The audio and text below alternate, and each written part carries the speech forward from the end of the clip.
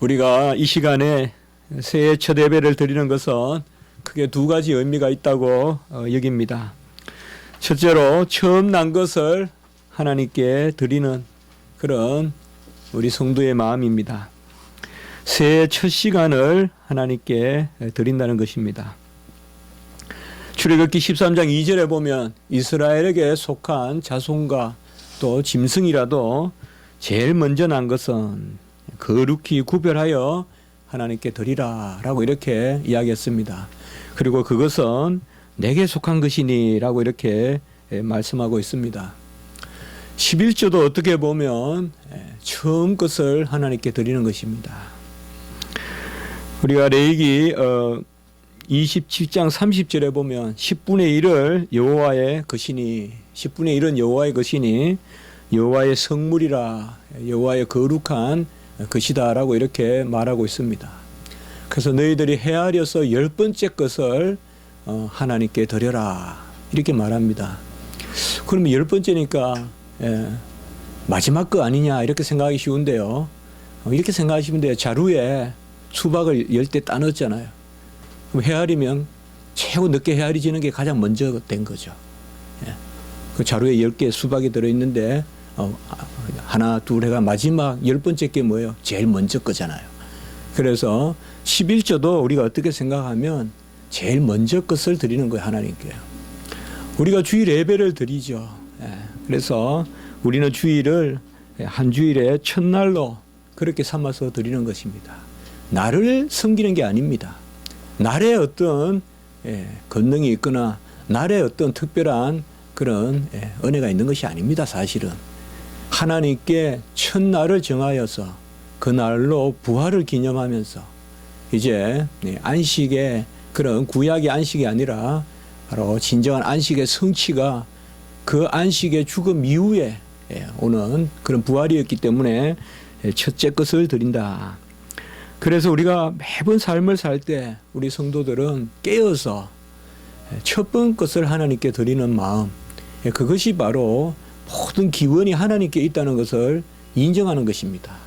그래서 그런 마음으로 우리가 모든 일들을 행하고 또 오늘 어쨌든 우리가 칼렌더를 가지고 이렇게 살고 어쨌든 1년을 단위로 또 정확하게는 우리가 뭐 시간이 좀 차이가 있지만은 그래도 공전 이런 것을 우리가 생각해서 한 해를 정하잖아요. 그 가운데서 우리가 첫 번째 시간을 드리는 것입니다. 둘째, 오늘 우리가 또 이렇게 먼저 드리는 마음은 우리가 계속 그 구원의 과정에서 날마다 새롭게 된다는 그 의미가 있겠습니다.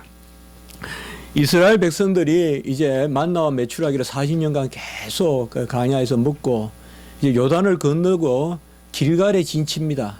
길갈에 진치고 드디어 여리고에서 그 땅의 소산물을 먹고 그것을 볶아서도 먹고 또 무교절을 지키거든요. 그래서 누룩 없이 그 땅의 소산물을 먹습니다. 여러분들 나중에 가보시면 알겠지만은 여리고는 가면 아주 잎사귀도 크고 무화과나 이런 게 아주 울창합니다. 그래서 먹을 게 있습니다. 그래서 이제 광야를 넘어서 요단을 건너서 여리고로 들어갔을 때 그들이 아직까지 성은 공략하지 못하고 공략하기 전에 그때 이제 그들이 땅의 소산을 먹었죠. 그래서 볶아서도 먹고 무교로 그렇게 발효시키지 않고 그래서 떡을 해서 먹었는데요. 그때 이제 만나와 메추라기가 그쳤죠. 그러니까 만나와 메추라기가 그쳤다는 말은 하나님의 은혜가 그쳤다는 말이 아니라 이제는 하나님이 좀 더 성숙하게 우리를 한 단계 높이 세운다는 것입니다. 이스라엘 백성이 그렇게 40년간을 하나님 앞에 소망하면서 가나안 땅에 들어갔는데 어찌 하나님이 광야에서보다 은혜를 베푸지 않겠습니까? 그런데 실제로 광야 때는 하나님이 먹을 것을 그냥 주셨지만은 주야로 주셨지만은 매일 주셨지만은 오히려 이제 가나안 땅에 갔을 때는 수고하고 그것을 소산을 거두어야 됐죠. 수고하고 소산을 거두었다고 해서 그게 은혜의 후퇴가 아니라는 것이죠. 오히려 성숙한 신앙, 또 더 잘한 신앙. 그래서 우리가 새로운 것이라. 그래서 새의 열매를 먹었다. 새의 첫 열매를 먹었다. 그렇게 우리가 거기 여호수아에서 볼 수가 있는데요. 그것은 뭔가 하면 하나님의 은혜가 떠나는 것이 아니라 하나님의 은혜 안에서 진보가 일어나는 것. 저는 이런 의미가 있다. 그러니까 보라, 이전 것이 지나갔으니 새 것이 되었다는 새로운 피조물이라는 이런 고린도 후서 5장 17절의 말씀. 이러한 거듭남, 새로운 것이 되었다는 거듭남도 있지만은 우리가 매해 이렇게 새해를 맞이하는 마음은 어떻게 보면 이전 것을 완전히 폐기하고 이전 것을 폐기하고 새로운 것이 되는 것이 아니라 이전의 은혜 가운데서 하나님이 우리를 오히려 성장시키신다. 그런 의미에서 우리가 지금 첫 예배를 드리고 있습니다. 2013년을 돌아봅니다. 여러 가지 일도 있었고 또 기쁜 일도 많았고 정말 크게 웃을 때도 있었을 거고 또 어떨 때는 힘들고 고민할 때도 있었을 것입니다. 간혹은 내가 은인이 되어서 어떤 일에 어려움이 있었을 때도 있었을 거고 또 다른 사람으로 말미암아 내가 피해를 보거나 그런 경우도 있었을 것입니다. 2013년 우리가 속초에서 취양 그 한경지 그 기념관 거기에서 또 수련회도 하면서 그 이제 12월 말이죠. 그때는 막 그 성찬하고 이렇게 몰아서 우리가 했었는데요. 그때 이제 대체로 우리가 하나님이 그때 제가 또 말씀을 나누면서 우리 2013년은 가장 이 부분을 좀 주목했으면 좋겠다 하는 그런 부분이 있었죠. 여러분들 다 아시겠지만은 우리는 그리스도의 영을 받았다. 로마서 8장 9절에. 근데 이 그리스도의 영은 임마누엘의 영이고 그래서 떠나가지 않는 영이고 요한복음 14장 17절 그리고 16절 17절 떠나가지 않는 영이다.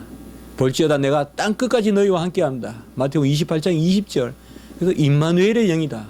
그리고 두 번째는 진리의 영이다. 요한복음 14장 16절 뭐 26절 계속 나오죠. 15장 16장까지 진리의 영이다.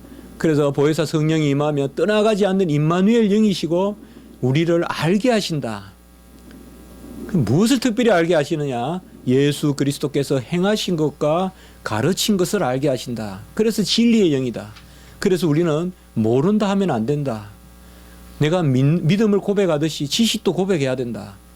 그렇게 말했죠. 그리고 세 번째는 능력의 영인데 그 능력은 우리의 자질을 드러내는 능력이 아니라 요한복음 14장 13절 너희가 내 이름으로 무엇을 구하든지 내가 친히 행하리라. 또 14절에 또 너희가 무엇을 구하든지 내가 친히 행하리라. 두 번이나 말씀하신 그것이 유일한 능력이다. 다른 능력은 없다 우리에게. 주님께 구하여서 주님 친히 내 안에서 역사하는 그것만이 능력이지 다른 능력은 없다. 그런 말씀을 나누었던 여러분들 기억이 있을 것입니다. 올 한 해에 우리가 가장 붙들어야 될 말씀으로 그런 말씀을 우리가 서로 나누었고 그 가운데서 우리가 2013년에 두 가지 일을 하자고 했습니다. 이미 이제 2014년이 됐네요 벌써. 폭죽이 울려 퍼지고 하는데 그런데 2013년에 크게 두 가지를 제 자신도 또 다짐하고 저는 어려운 거 하려고 생각 안 합니다. 하나님이 어려운 거 요구하신다고 생각하지 않기 때문에. 그래서 우리가 두 가지를 해보자 했고요. 첫 번째는 주일 말씀을 주중에 새기자. 지금 나에게 주신 말씀, 지금 어떤 상황에 주신 말씀, 그 말씀으로 주일 말씀을 우리가 받자. 그 말씀은 상당히 같은 말씀이지만 유기적으로 역사하기 때문에 동일한 말씀이 어떤 분에게는 눈물로 어떤 분에게는 웃음으로 그러나 다양한 모습으로 우리에게 이제 말씀이 역사하기 때문에 우리가 무엇보다 주일 말씀을 잘 새기자. 그리고 두 번째는 하루도 은밀하게 기도하지 않는 날이 없도록 해보자. 그런 말씀들을 우리가 다 새기고 그렇게 살려고 했었습니다 지난해. 그래서 1분이라도 저도 사실 지금 생각해 보면 한 이틀 기도 안 한 것 같아요. 어떤 일로. 그런데 뭐 그것도 그렇지만 참 힘들어도 좀 뭐 어려운 일이 있더라도 꼭 기도하려고 했어요. 하루에 뭐 꼭 많이는 안 하더라도 안 하지는 말자. 꼭 하루에 기도를 하자. 그래서 금요일 날 이럴 때 이제 우리가 기도 사경에 와서 기도하고 집에 가면 좀 기도하기 싫어요. 빨리 자고 싶고. 그래도 이제 은밀하게 기도하자 했기 때문에 그런 것을 생각했는데요. 조금 그런 시간도 좀 새해에는 늘리면 좋겠다. 이제 그런 생각이 드는데 어쨌든 우리가 2013년에 하나님 앞에서 주요하게 여겼던 그 두 가지는 주중의 말씀이 지금 나에게 지금 어떤 일에 대한 응답이다. 어떻게 보면 우리가 응답이란 말을 많이 쓴다면 그 말씀, 이번 주에 주신 말씀이 곧 모든 일에 대한 답이다. 그런 마음을 갖자. 그 다음에 두 번째는 다락방의 기도를 하자. 이 공적인 기도도 우리가 꼭 해야 되지만은 꼭 내가 있는 처소에서 정말 조용히 앉아서 1분이라도 하자. 그래서 우리가 안 하는 사람은 1달란트고 무조건 1초라도 하면 2달란트다. 이제 그런 말씀을 드렸죠. 그래서 하나님은 중심을 보신다. 그러니까 중심이라는 것은 잘하고 못하고 보다는 하느냐 안 하느냐의 문제다. 그래서 제 자신도 그런 말씀이 상당히 은혜가 되었고요. 그 우리가 이제 2014년에 삶을 살아갈 때 2013년에 이것이 떠나가는 것이 아니라 이런 2013년의 일들을 2014년에 적용시켜서 그렇게 생각했으면 좋겠다라는 그런 이제 생각을 해봅니다.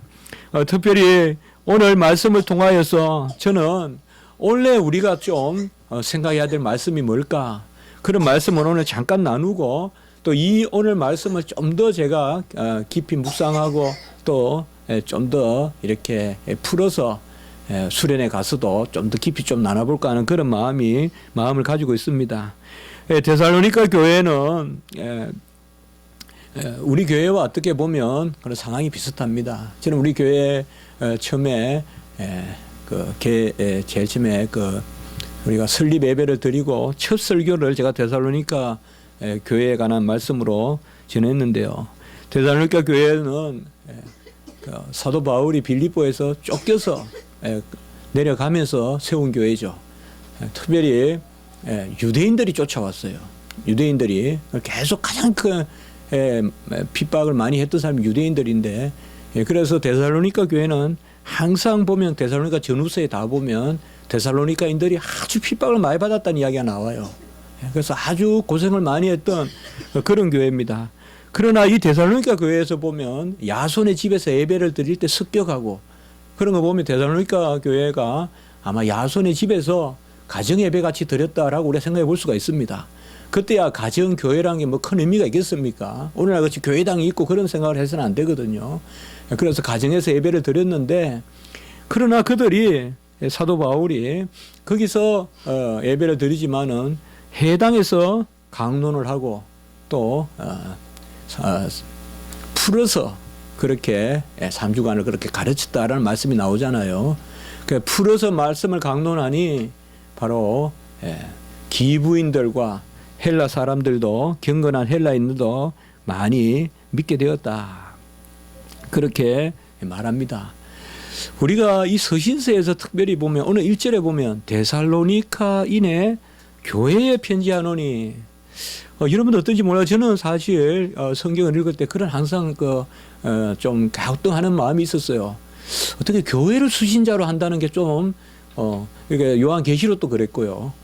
사람을 수신자로 하든지 아니면 그 교회에 목사님을 수신자로 하든지 이렇게 해야 될 것 같은데 보면 교회를 단위로 이렇게 편지를 쓰는 이 자체가 그런데요. 특별히 데살로니가 교회에 편지하노니 오늘 1절에 보면 그렇습니다.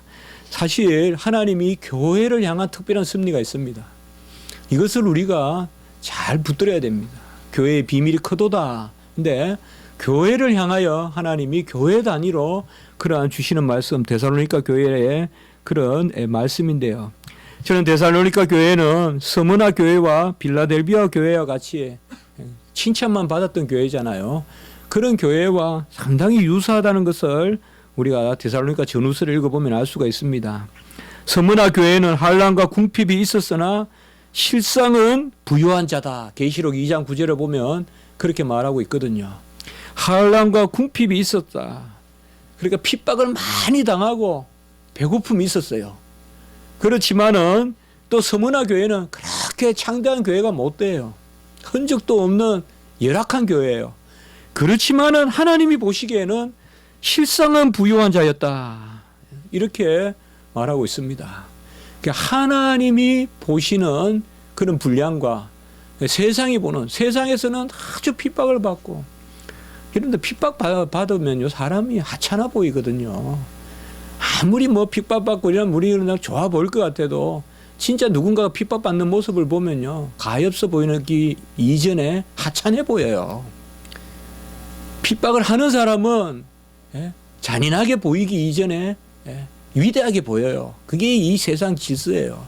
남을 짓누르고 이러면 위대하게 보이고, 짓눌리면 아주 없이 보이고, 어떨 땐 졸렬하게 보이고 그런 부분이 있어요. 그런데 이 서문화 교회는 실상은 부유한 자다. 바로 말씀에 부유함이 있었고, 환난과 궁핍 가운데서도, 그리고 부유하다는 것은 하늘에 기업이 많다. 그 말씀대로 행하여 삶으로 이 땅에서 상급이 많다 이 말이죠.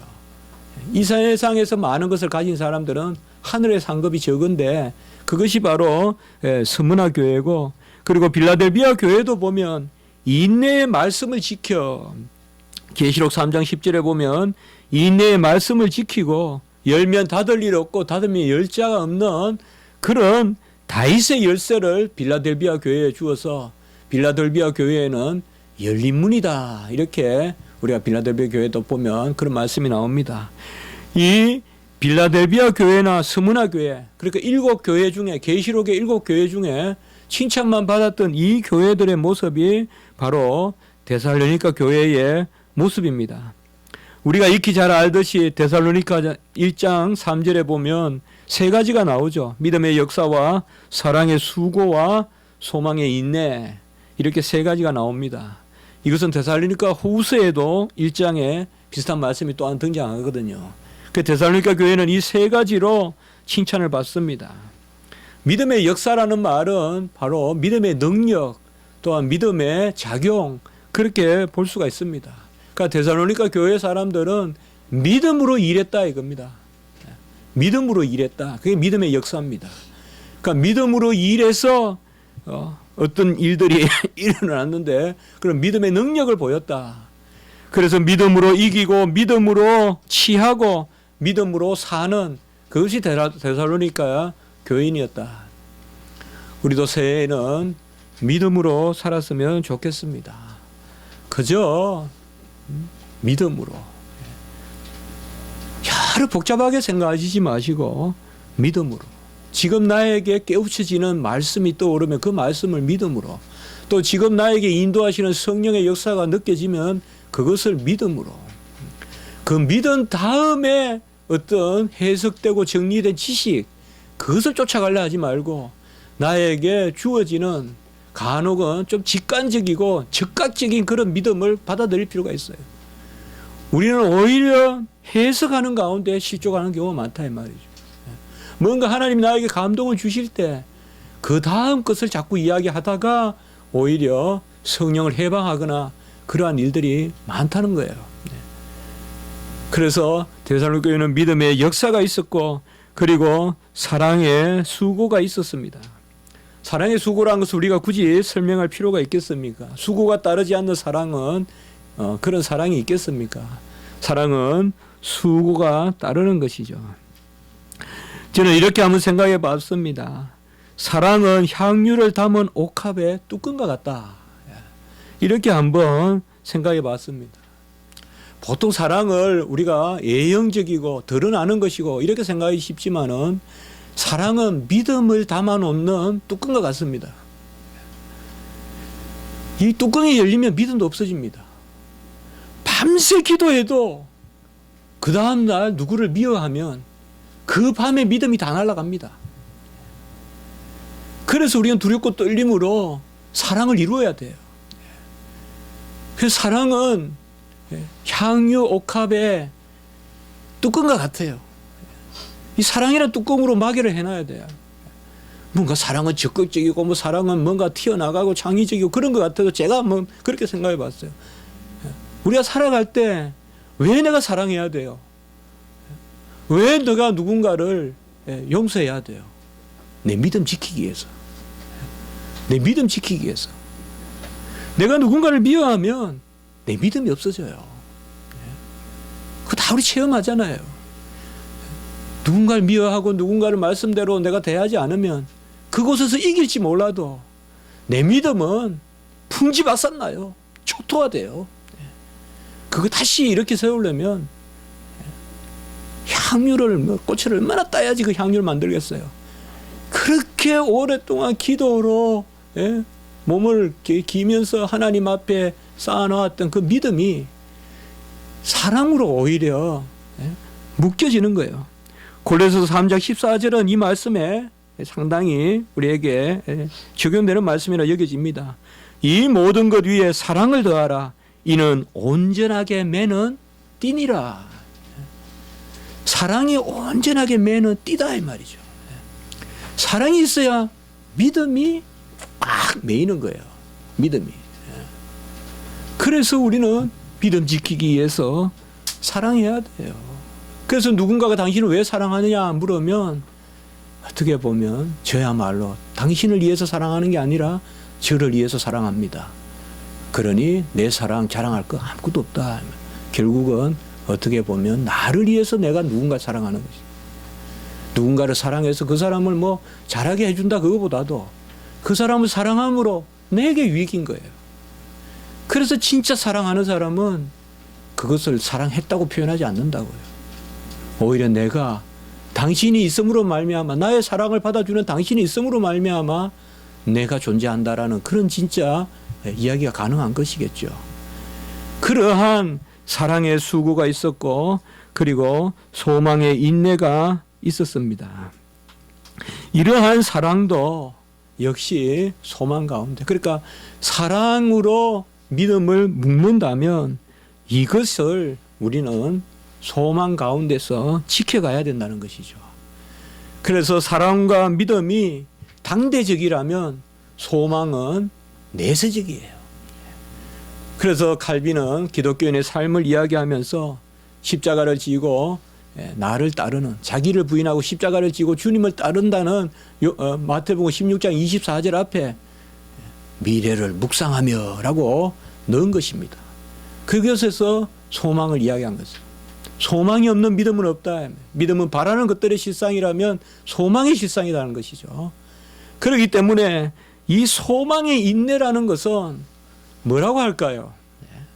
이런 표현이 가능할까요, 여러분들? 그늘을 안고 가시밭길 뛰는 거예요. 그게 소망이 있네요, 여러분들. 그늘을 안고 가시밭길을 뛰는 거예요. 이래를 안고 가시밭길에 헤쳐나가는 거예요. 그 많은 풍상이 있지만은 아이가 자라고 그 아이가 커가는 것을 소망하면서 엄마는 그 포대기에 끌어안고 세상 온갖 풍상을 이겨나가잖아요. 그렇기 때문에 믿음의 역사와 사랑의 수고와 소망이 있네. 믿음, 소망, 사랑 이것으로 데살로니가 교회가 칭찬을 받았다. 우리는 아주 고상한 사랑을 하고 아주 화려한 사랑을 합니다. 그렇지만은 고린도전서 13장 4절에 보면 사랑은 제일 먼저 뭐가 나옵니까? 오래 참고 그러고 온유하고 시기하지 아니하고 자랑하지 아니하고 쭉 따라 나옵니다. 사랑의 제일 첫 번째가 오래 참는 겁니다. 오래 참아야 그 다음에 뭐 시기도 뭐 다 이렇게. 그래서 소망의 인내에 대해서 그렇게 말하고 있는 것입니다. 그리스도인은 그리스도의 영을 받았고 이 그리스도의 영을 받은 사람들은 바로 옥토에 떨어진 말씀을 받는 것과 같아서 마태복음 13장에 이러한 데살로니가의 자랑. 우리 교회가 이제 3년째 이제 되지 않습니까? 그 데살로니가 교회는 전에도 제가 한번 그렇게 설교했어요. 이 모든 믿음과 소망과 사랑에 믿음의 역사와 사랑의 수고와 소망의 인내. 과연 데살로니가 교회는 뭐가 있었길래 이렇게 칭찬을 받았냔 말이죠. 어떻게 보면 가장 칭찬받은 교회거든요, 데살로니가 교회가. 큰 교회는 아니었어요. 아덴과 고린도, 에베소 그렇게 크지 않아요. 그렇지만은 데살로니가 교회는 가장 칭찬을 많이 받았거든요. 그것은 역시 사도행전의 말씀에 보면 우리가 아까 이야기했지만 성경을 강론하고 풀어서 설명하는 한 그게 바로 힌트예요. 그러니까 데살로니가 교회의 이러한 역사는 말씀 때문에 일어난 거예요. 말씀 때문에. 그래서 특별히 데살로니가 전서 2장 13절의 말씀에 보면 너희가 우리에게 들은 바 하나님의 말씀을 받을 때에 사람의 말로 받지 아니하고 하나님의 말씀으로 받음이니 진실로 그러하도다. 이 말씀이 또한 너희 믿는 자 가운데서 역사하느니라. 저는 이게 데살로니가 교회의 본질이라고 생각해요. 그 데살로니가 교회가 칭찬받은 믿음, 소망, 사랑의 본질이 어디 있느냐? 그것은 우리에게 들은 바 하나님의 말씀을 받을 때에 사람의 말로 받지 아니하고 하나님의 말씀으로 받았다는 거죠. 저도 설교를 준비할 때 정말 은혜를 많이 받습니다. 제가 설교를 잘한다 뭐 그게 아닙니다. 정말 설교를 할 때요 많이 은혜 받아요. 그래가지고 막 어떨 때는 막 교만해져요. 마치 설교에 내가 막 설교에 무슨 큰 달란트라도 있는 듯이. 그래가 그 설교 가지고 다른 데 가서 설교하면 또 은혜가 떨어져요. 뭐냐면 하나님이 시마다 때마다 주는 말씀이라는 거예요. 어떤 프린터 해가지고 책으로 나오는 그런 작품과 같은 말씀을 주는 게 아니라 지금 저에게 주시는 말씀이라는 거죠. 많이 느껴요, 그거를. 같은 본문을 가지고 여러 번 설교하면 훨씬 유창하게 잘할 것 같아도 전혀 안 그렇습니다. 전혀 안 그렇습니다. 제가 왕십리 교회에서 설교할 때 보면요. 3부 예배를 1년을 3부 예배를 했는데요. 3부 때 가장 많이 사람들이 모이죠. 한 600-700명이 앉아있죠. 2부 때는 한 400명인데 주로 2부 때 제가 많이 울어요. 설교할 때. 3부 되면 벌써 교만해져요. 2부 때 눈물을 흘리면요. 3부 때는 소위 죽어요. 정말 말 경험했어야죠. 2부 때 막 감동이 되면요. 1부 때는 사람이 많지 않기 때문에 제 자신도 일부 그 성격상 또 일부 오는 사람들은 잘 전하고 싶은 마음도 없어요. 전부 등산 가려고 오는 사람들이기 때문에. 그래서 대충 전해요, 그냥. 그분도 벌써 산에 가 있는데 마음이요. 골프장에 가 있고. 그런데 이제 2부는 좀 다르거든요. 보면 2부는 이제 그야말로 제대로 오는데 뭐 이렇게 이제 순수한 그쪽으로 오는 건데. 그래서 이 데살로니가 교회는 하나님의 말씀을 사람 말씀을 안 받았다. 여러분, 저는 아무것도 아닙니다. 여러분, 저는 다 잊혀져요. 그러나 제가 전하는 말씀은 하나님 말씀으로 받으세요. 제가 전하는 말씀은 저 자신이 실족할지도 몰라요, 여러분들. 그렇지만은 바리새인, 그 실족하는 바리새인, 해칠한 무덤 같은 바리새인의 교훈은 받으라고 했잖아요. 그들의 행실은 따르지 말고. 그게 이 시대를 살아가는 우리의 모습이거든요. 사도 바울의 말을 하나님 말씀과 같이 받았다는 거예요. 하나님 말씀같이 받았어요. 우리들이 밤이 새도록 수고하였으되 잡은 것이 없지만은 말씀에 의지하여 내가 그물을 내리이다 하고 그렇게 하니 고기를 잡은 것이 심히 많아 그물이 찢어지는지라. 바로 베드로란 이름을 얻기 전에 시몬이죠. 곧 베드로죠. 우리들이 밤이 새도록 수고하였으니 이 이승이에요. 이승으로 밤새 그물을 던져도 아무 열매가 없었는데 말씀에 의지하여, 예수님의 말씀에 의지하여 그물을 내리니 그물이 찢어진다. 찢어질 만큼 고기를 잡았다라고 이렇게 이야기하고 있습니다.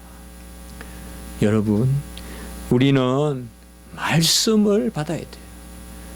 빌라델비아 교회의 인내의 말씀, 그리고 스무나 교회의 한양과 궁핍 가운데서 또 말씀, 이 데살로니가 교회에 사람의 말로 받지 아니하고 하나님의 말씀으로 받는 그 말씀 말이에요. 이 말씀을 받아야 돼요. 듣지 않고 입을 열지 말고, 기도하지 않고 입을 열지 말고, 먼저 말씀을 듣고, 에바다, 귀가 먼저 열리고 입이 열렸어요. 귀가 열리고 입이 풀리니 말이 분명하여졌더라. 마가복음에만 나오죠. 에바다. 우리는 입이 먼저 열리면 안 돼요, 여러분들. 귀가 먼저 열려야 돼요. 귀가 열리고 입에 혀가 풀리니 말이 분명하여졌더라. 바로 새해 우리 교회는 데살로니가 교회 같이 되는데, 하나님의 말씀을, 강단에서 전해지는 이 하나님의 말씀을 사람이 전한다고 사람 말로 받지 말고 하나님의 말씀으로 받자.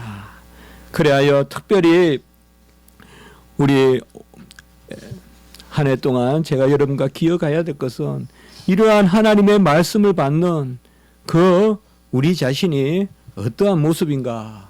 시간이 조금 길어졌는데요, 조금 빨리 살펴보겠습니다. 저는 세 가지 이름을 한번 기억해 봅니다. 우리가 오늘 여기 뒤에 보면 이제 김원진 전도사님 빨리 이렇게 만드셨는데, 그리스도인의 자아상이라고 했어요. 예. 먼저 우리는 세 가지 이름이 있습니다. 주로 신자라고도 부르고, 성도라고도 부르고, 교인이라고도 부르고. 그래, 아마 조금 언어에 민감한 분들은 매번 이것 때문에 갈등할 거예요. 교인이라 불러야 되느냐, 신자라고 불러야 되느냐, 성도라고 불러야 되느냐. 어떤 사람은 성도라는 말은 교만한 말이다, 그래 쓰지 말자, 신자가 낫다, 또 이렇게도 이야기하고, 그런 것들 많이 있죠. 예. 그러나 저는 그렇게 생각할 것이 아니라 이 세 가지가 우리의 이름이다. 이 세 가지가 다 우리를 칭하는 나름대로 의미가 있는 이름이다. 신자라는 것은 바로 믿는 사람이라는 거죠.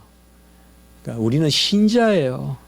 그러니까 믿어서 구원에 이르고, 아까 향유 옥합을 깨뜨려서 눈물로 예수님의 발을 닦고 그 위에다가 향유를 붓고 그런 일을 했죠, 이 여인이.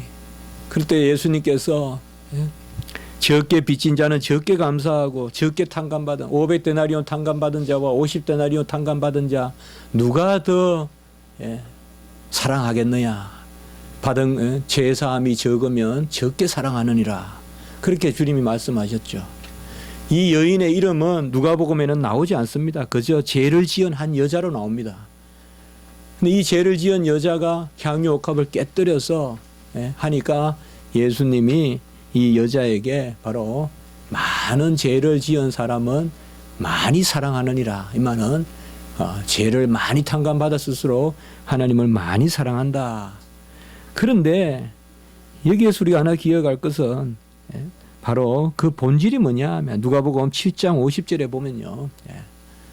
이게 누가복음 7장에 나오는 말씀인데 7장 50절에 보면 여자의 수고나 여자의 행위를 가지고 이야기하지 않아요. 여자에게 이르시되 내 믿음이 너를 구원하였으니 평안히 가라, 이렇게 이야기했어요. 향유 옥합을 깨뜨렸을 때 하나님은, 예수님은 믿음이라고 이야기했어요. 우리는 모든 행위에 믿음이 붙어 있어야 돼요. 향유 옥합을 깨뜨리는 그 자체가 중요한 게 아니에요. 믿음이에요, 믿음. 그래서 내 믿음이 너를 낫게 하였으니 평안히 가라, 너를 구원하였으니 평안히 가라 라고 이렇게 이야기하고 있습니다. 오늘 7절과 8절의 말씀에 보면 모든 믿는 자의 본이 되었고, 8절에 보면 하나님을 향하는 너희 믿음의 소문이라고 이렇게 이야기하고 있습니다. 저는 데살로니가 교인들은 첫째로 신자였다, 그렇게 생각합니다. 둘째로 이 데살로니가 교인들은 성도였습니다.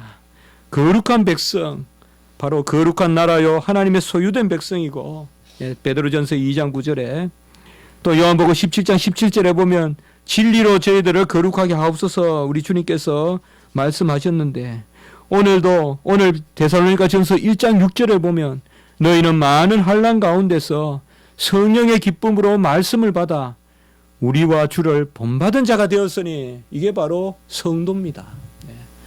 7절과 8절 아까 제가 신자라고 했다면 6절은 많은 환난 가운데서도 기쁨으로 말씀을 받아서 그 말씀대로 우리와 그 사도와 주를 본받는 자가 되었다는 것입니다.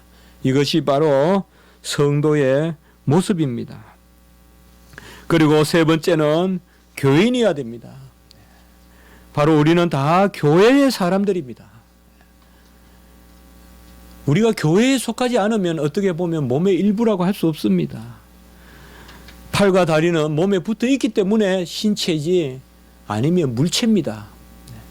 우리 교인이 살아있는 것은 교회 안에 속하여 있기 때문에 몸의 일부인 거지, 교회를 떠나서는 절대 몸의 일부가 될 수 없습니다. 그 육체가 아니라 물체가 되어버리는 것입니다. 그래서 데살로니가 교회도 특별히 데살로니가 후서 1장 3절 4절에 보면 여기서도 믿음과 소망, 사랑을 이야기하면서 특별히 이러한 일들이 교회 단위로 나타난다는 것을 말씀해 주고 있습니다. 우리는 교회의 성도가 되어야 되고 교회의 신자가 되어야 됩니다. 교회를 자랑해야 되고요. 히브리서 3장 6절과 같이, 그리고 교회의 머리이신 예수 그리스도 안에서 자라가야 됩니다. 그래서 크게 세 가지입니다. 신자는 믿음의 역사다, 이렇게 말하면 우리 그 표에 보시면 바로 신자는 거듭남입니다. 칭입니다. 우리가 새 생명을 얻었음입니다. 성도라는 이름은 뭐예요? 사랑의 수고라고 말해볼 수가 있어요. 사랑의 수고라는 말은 뭘까요? 바로 성화입니다. 우리가. 그래서 신자라는 이름은 거듭난 사람, 믿는 사람, 구원의 백성. 성도라는 말은 거룩한 백성, 곧 성화의 백성, 우리가 날마다 자라가는 백성. 그리고 교인이라는 이 이름인데요, 이 교인이라는 이름이 아주 우리에게 의미가 깊은 것입니다. 교회는 지상과 천상을 연결시키는 다리입니다. 그래서 지상의 교회와 천상의 교회가 있습니다. 우리는 지상의 이 교회에서 천상의 예루살렘으로 옮겨가는 것입니다. 지상의 교회에 속하지 않은 사람은 천상의 예루살렘에 속할 수가 없습니다. 그러므로 무교회주의는 잘못된 것입니다. 교회 없이 신앙생활하는 것은 이 땅에서는 홀로 살다가 천국에 가서 하늘 예루살렘에 들어간다는 것은 있을 수 없습니다. 간혹은 그 교회가 한 사람이 교회일 수가 있어요.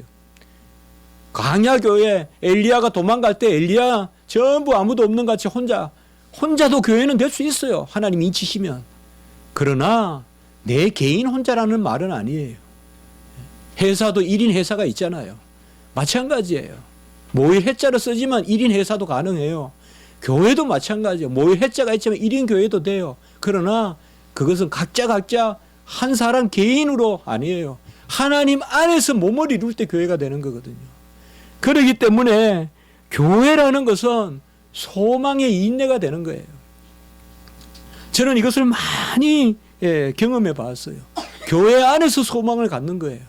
어떻게 보면 교회에 오면 힘들고 교회에 오면 답답하고 그런 일들이 많을 수 있지만은 이 교회가 소망의 근원이 되고 교회가 오히려 나를 겸손하게 만들고 교회가 나에게 소망이 되는 그런 일들이 많은 것입니다.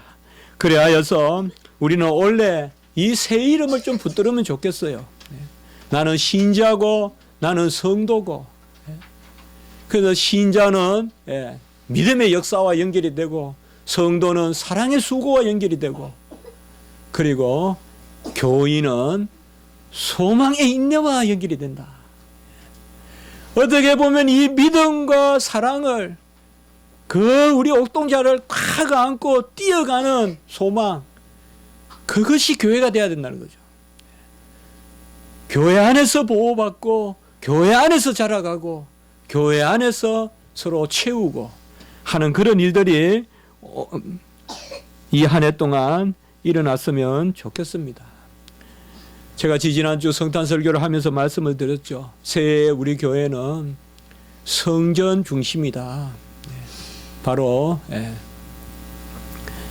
그 당시에 예수님이 오실 때 바리새인과 서기관들은 다 회당 중심이었다. 그러나 시몬과 안나는 성전에서 예수 그리스도를 기다리고 있었다. 그렇게 제가 설교했죠. 그래서 우리는 새해에 바로 우리 표에도 있지만은 성전에서 회당으로, 회당에서 삼트로 이렇게 나갔으면 좋겠어요. 이것은 제가 무슨 도시화하기 위해 인위적으로 만든 것이 아니라 정말 말씀을 보면서 제가 많은 그런 생각을 했습니다. 이 시대에는 성전 중심의 예배를 회복해야 됩니다. 그래서 너무 바리새인과 서기관과 같이 회당 중심의 그런 신앙생활이 있을 수 있어요. 책만 읽으면 돼. 어떤 매스컴을 통해서 내가 정보를 많이 얻으면 돼. 나는 그것으로 어느 정도 흡족해. 예배는 그것에 대한 어떤 뭐라 그럴까요? 확인이랄까요? 그게 아니라는 거죠. 중심은 성전에서 일어난다는 거죠. 예배에서 일어난다는 거죠. 그것으로부터 회당으로 나가는 거예요. 회당에서 가르쳤지만은 우리는 교회는 야손의 집인 거예요. 야손의 집이 교회지 회당이 교회가 아닌 거예요. 야손의 집은 지극히 볼품이 없고 야손의 집은 그러했지만은 야손의 집이 중심이 되고 회당에서 가르친 거죠. 우리 십자가 지기 교회 이 안에서 우리가 새 교회 안에서 그리고 회당으로 그리고 우리의 삶터로 그래서 제가 거기 표에도 성전에는 예배가 있고 바로 임재가 있고 성부 성자 성령의 임재가 있고 그 가운데 우리가 회당으로 가르치고 그리고 그 가운데 삶터에서 우리가 회복이 있고 영적인 회복과 육적인 회복을 우리가 맛보고 그리고 하나님의 오병이의 채우심을 맛보자. 그리고 궁극적으로 우리 교회가 나아갈 것은 바로 안디옥 교회와 같은 보내심을 받은 자, 사도. 우리 예수님께서 누가복음 바로 4장 43절에 보면 주님께서도 친히 보내심을 받았다고 했어요. 부르심을 받았다. 주님께서 복음 전파를 위하여 부르심을 받았다고 이야기했거든요. 그래서 제가 오늘 너무 설교가 길어진 것 같은데요. 같이 합시다. 신자, 성도, 교인 이거를 묻고 이래서 우리가 어디로 가느냐 해보세요. 사도. 이 시대에 사도의 직분은 없어요. 그러나 부르심을 받았다는 뜻이에요. 사도라는 말은 원어가 그런 의미는 우리가 쓰면 좋겠어요. 그래서 거기에만 머무는 것이 아니라 신자와 성도와 교인이 되어서 우리가 하나님 앞에 일을 하는 사도로 나가는 이 부분의 말씀을 제가 수련회 가서 좀 더 여러분들하고 좀 더 여러 가지 말씀도 더 인용하고 하면서 그렇게 전하도록 해보겠습니다. 이제